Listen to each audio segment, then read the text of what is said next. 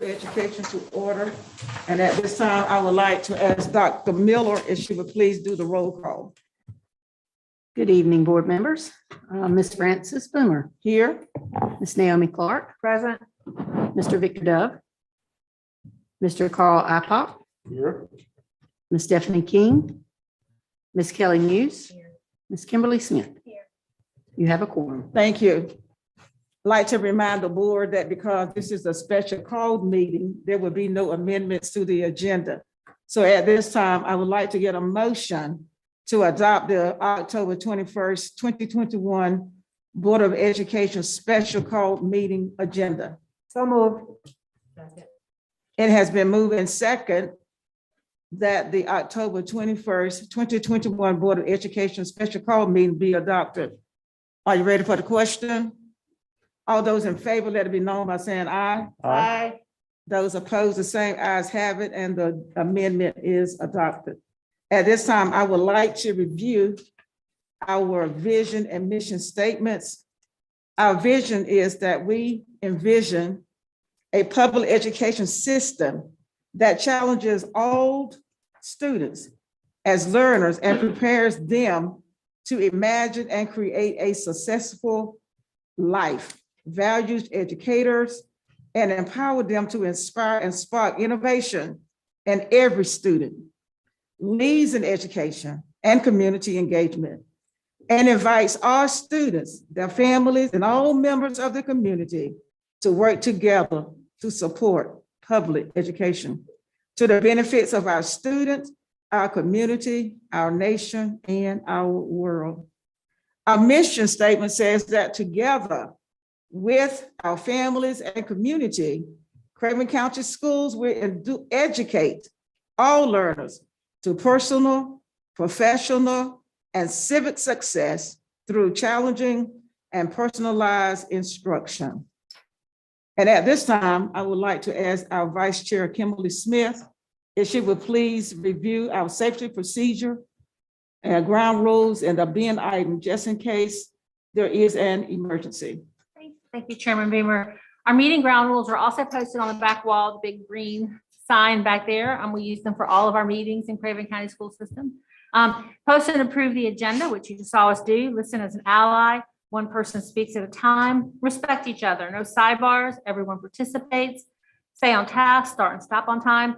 Schedule appropriate breaks. Evaluate at the end of each meeting. And if everyone could make sure that anything that rings, beeps, or makes any kind of noise that could distract us from the meeting to please silence or put those off right now. That'd be great.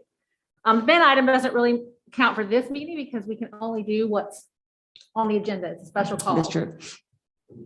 Safety procedures, we'll divide the room right down the middle. To the right, if we were to have a tornado, we'd exit to the right, my right, if you're looking, but out this door into the interior hallway, we get down, cover our heads, wait for the all clear. To our left, same way, into the interior hallway, away from the windows if we were to have a tornado. If we were to have a fire, we'd split the room in the same way. To the right, we would go outside. To the left, we'd go out to the furniture store next door and wait for the all clear. If we were to have an intruder in the building, but not in the room, we'd lock the doors, call for help, alert the buildings, and wait for the all clear. If we were to have an intruder in this room, we would still have someone alert the building, call for help, and then we would do what we need to do to take care of each other and keep each other safe. Okay, thank you. And at this time, we would like to call upon Board Attorney Brian Gatchell, who would offer the invocation for the October 21st, 2021 special call Board of Education meeting. Board members, if you'll please pray with me. Return to us, O God. Dwell in the midst of us, in this place, in our cities, neighborhoods, and nation, that we would again acknowledge you. May you see reason to call us faithful, and may we reflect your glory to all who would see. In you, may both youth and those of age find reason to be joyful. May all marvel at your handiwork, your steadfast love, and your saving mercy. Cause our hands to be strong to do the work you have set before us. Sow your peace in the fields of our hearts and bring forth your fruit in the garden you have called us to attend. Give increase to our fellowship and pour out on your house a spirit of compassion and mutual concern. We give ourselves to your instruction to speak truth to one another, to render judgments that are true, and to find solutions which lead to peace. May we not harbor ill will in our hearts against each other, but may we be intentional in making this a time of cooperation and kindness. In you, we do find truth and hope, and in your name we pray. Amen. Amen.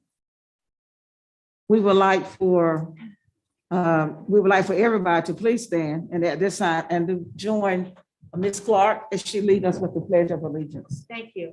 I pledge allegiance to the flag of the United States of America and to the republic for which it stands, one nation, under God, indivisible, with liberty and justice for all. Amen. Amen.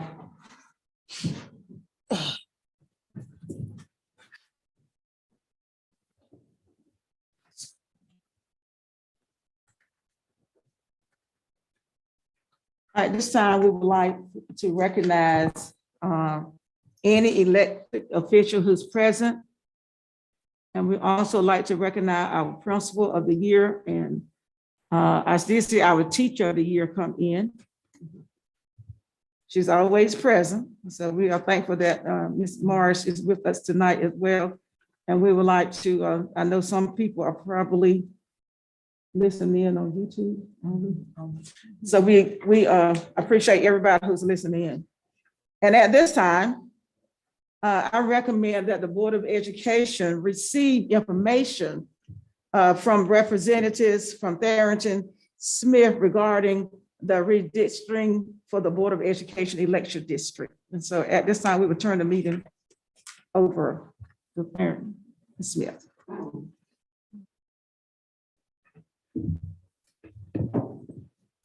Good evening, everyone. Thank you, Madam Chair, board members, Dr. Miller. My name is Adam Mitchell. I'm a lawyer at Tharrington Smith, and along with my colleague, Bill Gilkison, your map maker, we come to you with the local redistricting service, and it's nice to be here in person. The last time we spoke, couldn't see any of you, but through good teamwork, I was able to hear very well, and hopefully you were as well. So Bill's going to do most of the talking this evening, but I just want to lay the groundwork and then introduce a tool that may be of use as we talk. So during our last conversation, there were a couple of goals that we had. One was to talk about what redistricting is, what are the legal principles involved, and then to have a conversation about your priorities and criteria. And Bill will review those in just a second. And then we took those, and the three plans that we are going to look at this evening, as best as they can, follow those criteria. Now, there's always going to be some, I think we talked about this, that rub up against each other in different ways. And Bill will talk about how this alternative comes at it from this perspective and how this alternative emphasizes this perspective so that you can understand the rationale behind all of the plans. Where I'd like to be at the end of the meeting, in an ideal world, given our limited time frame, you would reach consensus around a preferred plan. And we would then move forward with scheduling a public hearing and adopting a plan. I've learned that there's a lot to this. We are going to throw a lot of information at you in the next little bit of time. And so I recognize that there may be a need to process a little bit. And so some of our clients are asking after this meeting to schedule another workshop to have more involved dialogue and conversation. That's certainly an option. You can say, we like A, B, and C. We like A and B, let's drop C. You might say, we like A, but could you consider making a couple of revisions to it? We're here to discuss the options, to take direction from you. And where we eventually need to be is reaching consensus on a plan, have a public hearing, and adopt. I want to introduce this online tool that Bill created that I think is a fantastic tool. we know that on the PowerPoint and on the paper maps, there's not sufficient detail. And that's why we created this online tool. And what this allows you to do, you should have the link in your agenda and your board docs, and you're of course welcome to pull it up. But if we can go to the map, yeah, right up there, there's 3 little pieces of paper, it looks like. If you click on that, it's the layer list. And right now, what is being shown are the voting precincts, which is just the black lines, and then the current school board districts, which are of course the colors. And so then if we can unclick the current districts, just by way of example, and click alternative A, you can keep the precincts on. Perfect. That pulls up alternative A. And then if you can pick any spot in the map, it doesn't matter which, and just zoom way in so that we can see the level of detail that I know you all will want to see.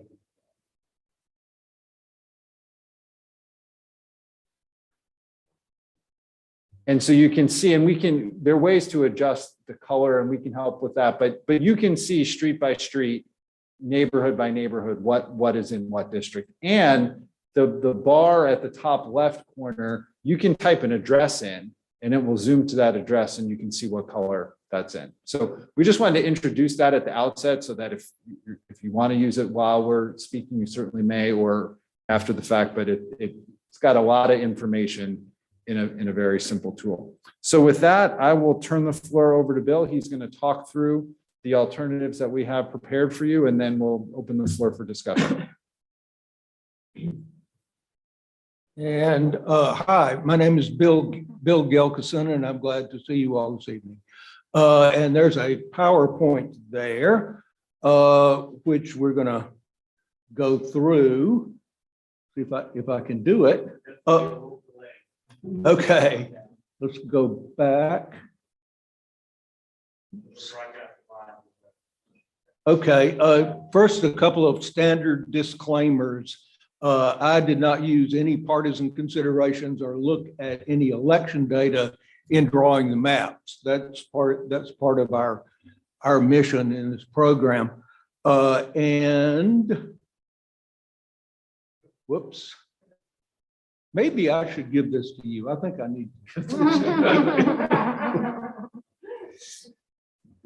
I'm not doing very well with this. The other disclaimer is that I did not communicate with any school board member about the maps other than in a public meeting. That's another part of our deal. Nor did I make the maps public before they were made public to you all, to the school board. So next, we come to the criteria that you gave us. First one is you said don't take incumbents' residences into consideration, and that's what you said. And we had a frank discussion of the consequences of that, and you stood your ground. And so I did not look up, and I do not now know where any of you live. Okay, number 2, you said take into account major natural boundaries such as the Neuse River, the Trent River, US 70, US 55, US 17 to the extent feasible. And I attempted to do this, and it's not always, doesn't always work out quite with the numbers, but I generally respected the Trent River line between central New Bern and the southern part of the county. In a couple of places, the Neuse River was breached where population restraints required, but the generally followed the highways to the extent feasible. And then next, you said consider future growth in setting districts above or below the ideal population, but within the plus or minus 5% deviation that's required by law from the ideal district population. So all the proposals put District 5, which you told us is generally regarded as the most likely to grow and has grown in the past. Recently, at the low end of the deviation scale, alternative A put it at the bottom of the scale, and alternative D and with district 6 and 7 slightly above the ideal number, alternative C, but all the Southern Craven districts, 5, 6, and 7 at the very low end of the deviation scale. You had told us that 5 and, well, we'll get to that in a minute. I think I'm going to turn it over to Adam again to talk about race.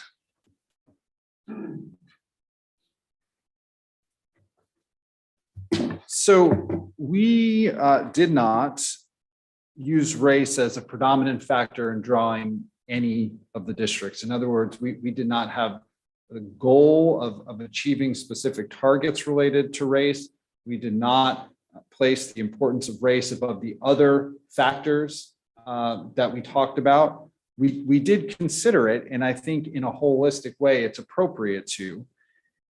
Historically, District 4 has been a majority African-American district. And the current demographics of District 4, and actually, if we can go to the next slide while I'm talking, I think that will be helpful. The current demographics of District 4, the African-American population has decreased appreciably from about 51% to 43%. But what's notable, if we can go to the next slide, is that the Asian population in District 4 has increased from 5% to 10%. And so District 4 is still a majority non-white district. It's a plurality African-American district, but it's no longer a majority African-American district.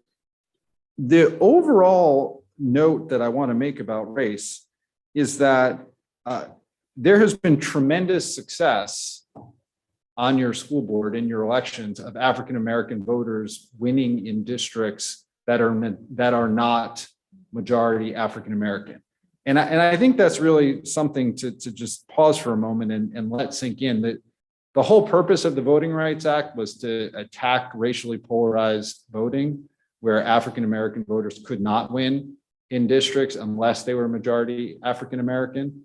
And so it's heartening to see, leaving politics aside, that people are running and people are voting on and supporting candidates irrespective of their race. And I really think that just jumped off the page when we looked at your data.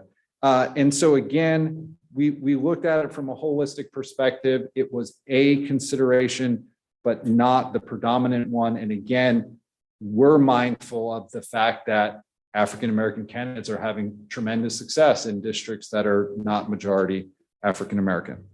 So Bill, turn it over to you to go into the plans. Right.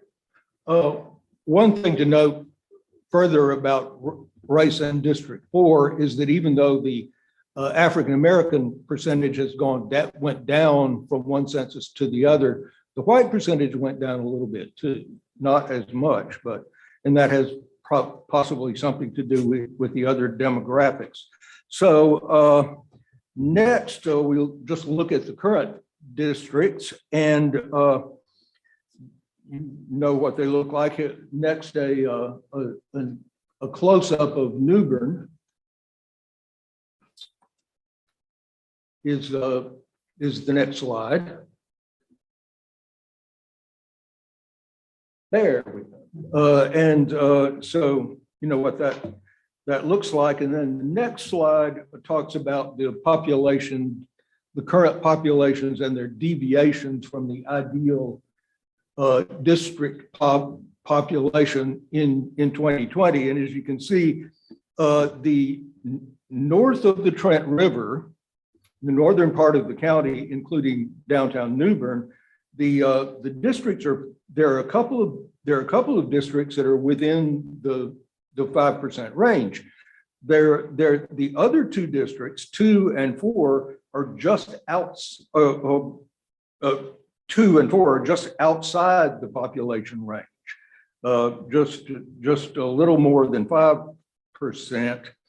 And, but the districts south of the Trent, particularly District 5, are way off the mark because District 5 has grown a lot, so it's 25% beyond the ideal district number, and the two District 6 and 7 are not that far below the ideal district number, but pretty far. And what we were told about District 5 is that it's probably going to continue to grow because it's a growth area, that District 6 and 7 probably won't continue to shrink, because what we were told is that by someone here is that the Department of Defense deliberately drew down the Cherry Point Marine Corps Air Base and will reverse that. So we considered that. So here's alternative A, the next one, the next slide is, so one thing you can see about alternative A is that north of the Trent, it looks pretty much like it does now. And that's because it's possible, this is a minimal districting alternative north of the Trent River. If you go to, but south of the Trent River, of course, it's changed. District 5 is much smaller, and District 6 and 7 in this one are also small, also at the lower range. And if you look at the New Bern close-up of alternative A, it kind of looks like the current district. It was possible to swap a few census blocks between number 3 and number 4 and get them within the range. So that's what I did with that. And the next slide shows you the deviation data there in the last column. You can see that all 3, 5, 6, and 7 are below the range and are consistently somewhat below the ideal population. So next, the characteristics of alternative A, which I've kind of already gone through. One is north of the Trent River, very minimal disturbance to the current districts, and south of the Trent River, kind of equalizing the 3 districts below the ideal number. And then next is, here's a side-by-side comparison. You can do a better job of comparing them if you go to the online tool that Adam showed you. As he showed you, you can zoom right in and see what's affected. Here's a side-by-side New Bern close-up, the next slide.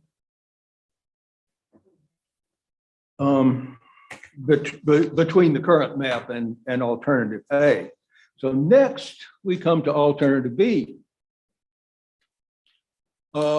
which is a little different. It's not quite as minimal north of the Neuse River. I mean, the Trent River, it's more of a, particularly around New Bern, attempt to make things more compact and a little, to a certain extent, a little closer to precinct lines. And you can see a little more of that when you go to the next slide, the New Bern close-up. There you go. And then next you have the sheet, the chart that shows the ideal populations. And here, District 5 goes down to the very bottom of the plus or minus 5% range. And 6 and 7 are pretty close to the general one. Next, characteristics of alternative B. it generally keeps the cores of existing, forget townships, that I shouldn't have said that, current districts, and but less so than alternative A. And it's again, it sets District 5, the highest growth district, at the lowest acceptable range. 3, it puts the towns of Riverbend and Trent Woods in different districts, which is not the way it is now, but that's a choice. That's an option that you will have. And 5, it generally retains the cores of current districts. Well, it also takes District 1 south of the Trent and west of the Neuse a little bit. And okay, next, bit side-by-side visual comparison of the current map and alternative B. And then a side-by-side comparison with the current map in the New Bern area. So now alternative C. Here we go. You can see that here in the big map, and then you go down to a close-up of New Bern. And then you next you got the deviation page. So here, all 3 of the districts south of the Trent River are at the bottom of the deviation range. One of the things that we'll talk about what makes that possible here in a minute when we get to the characteristics, which will be next. 1, it generally keeps the cores of existing districts. 2, it changes the New Bern districts, leaves District 3 in New Bern, Riverbend, and Trent Woods, but it takes District 4 a bit north of the city. And 3, it takes District 1 south of the Trent and west of the Neuse a little bit more than in the previous plan. And that's what makes it possible for number 4 to put all 3 of the southern districts at the lowest acceptable deviation in anticipating future growth. You've got District 1 coming down and taking up some of the territory so that the 3 districts south that are entirely south of the Trent can all be smaller. So next, a side-by-side visual comparison of the big map with the current alternative C with the current map. You can see where that's going, and then a New Bern close-up. And then our final page here of the slide, I'm not going to go into, but it's something that you can look at. This is a comparison of demographic data for all of the for the current map and all of the alternatives. So if you want to see white percentage, Black percentage, Asian percentage, Hispanic percentage, all of that, you can see it here. So are there any questions? That's the next slide.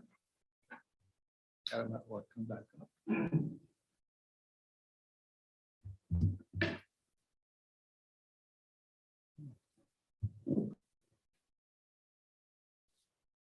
Board members have any questions so far? Okay. I think we're listening very attentively. I actually have a headache from messing with those things all night. So, I mean, I've looked and I don't have any questions, but I think I answered most of them by spending the night. But the tool was very easy to use once I figured it out. Good. So Glad to hear that. Okay. it was very helpful to be able to lay them over each other was very helpful to be able to see the difference. I should say that I didn't invent it. Well, you- more credit for it than I You made it. I guess my question would be, when do we have 2 board members that are not here, and one of them is District 4.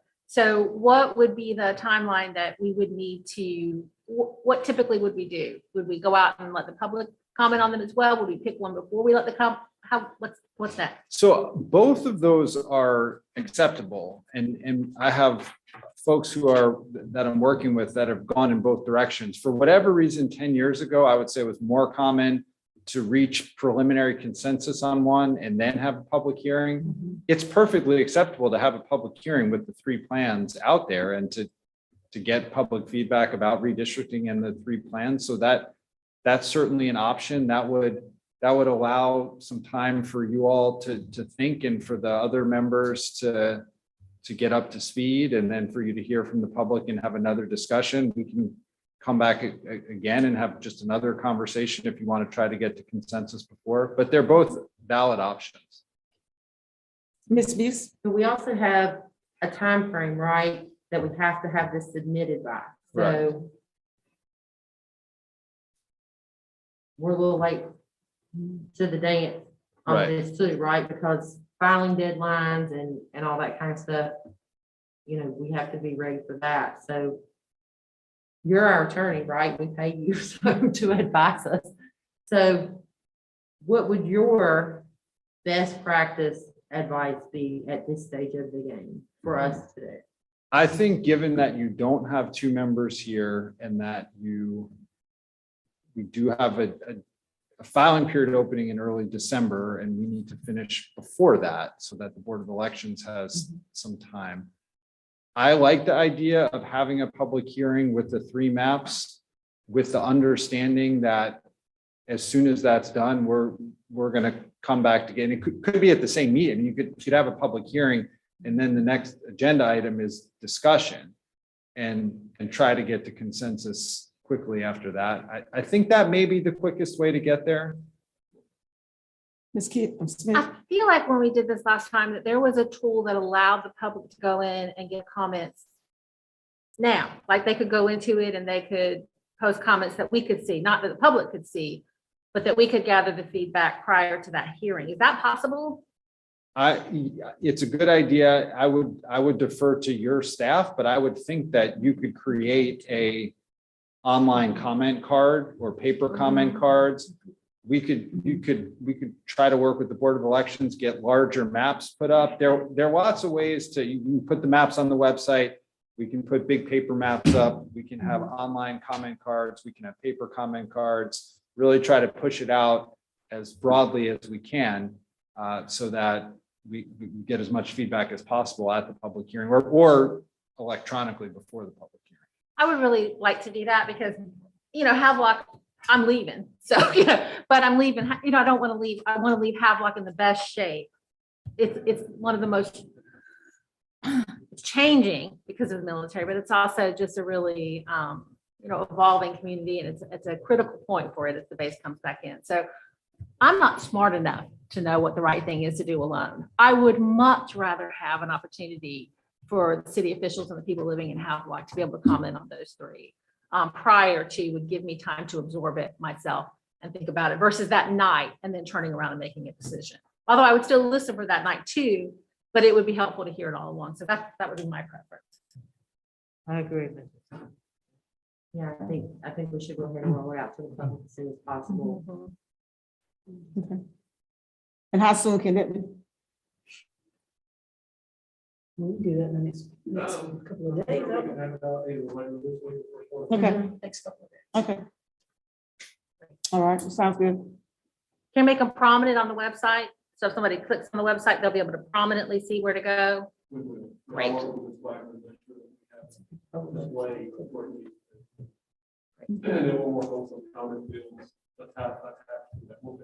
Okay, great. And so then we would perhaps look to early November to have the formal public hearing. I can work with staff on timing. Just want to make sure it works for everyone's calendar, but then you want to get formal notice of that out to the newspaper 10 days in advance and all that. There's so many days, right, that the public has to look at this before we have a public hearing. Is that correct? Is there a certain number of days that it needs to be out there? No, Okay. Really, the requirement is to have a public hearing. And so Okay. there are lots of different ways to do that, but we want to get notice out, right? Technically, they can see the maps now on Assembly. We Right. just need to tell everybody they can go look and then get that tool to get home. Okay. So you guys will set the date for the public hearing. We're ready.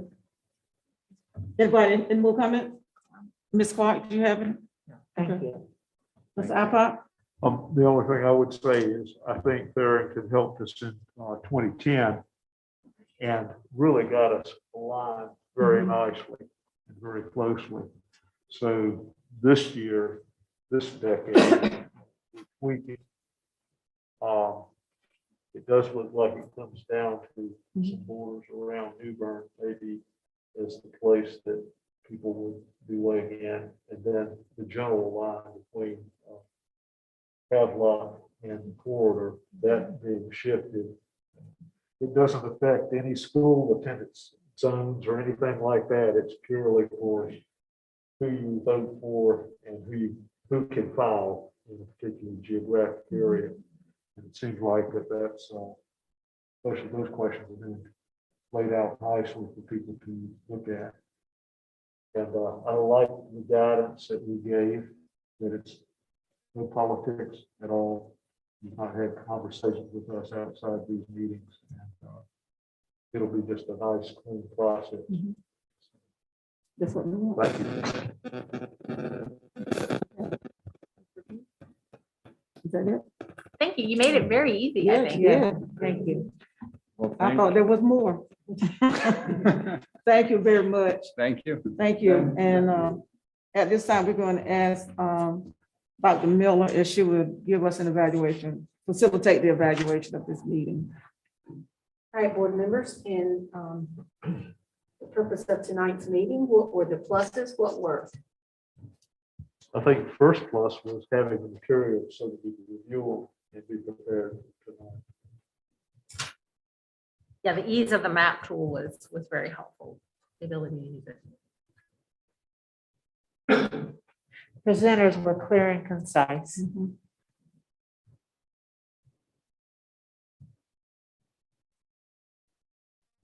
They followed our guidelines of what we wanted as far as boundaries and that kind of stuff as this, because it says they tried to keep things as clean as possible. Board member suggestions to make it clear to the public, so the public have access to study before we make any decisions.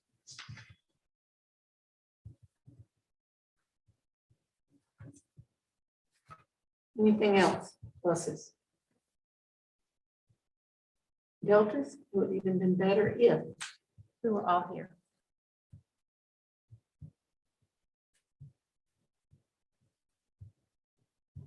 Anything else?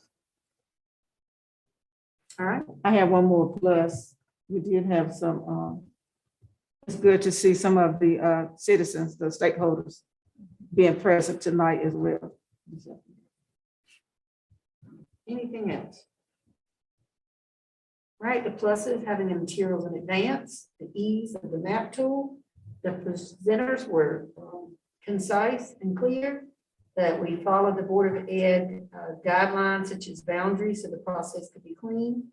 The board members were clear that the public should have access to the maps, and citizen and stakeholders present, and the Delta, which that all members should have been able to be. All right. Okay, at this time, I entertain a motion to adjourn this meeting. So moved. It's been moved and second that this meeting is adjourned till 6 o'clock. Thank you all for coming.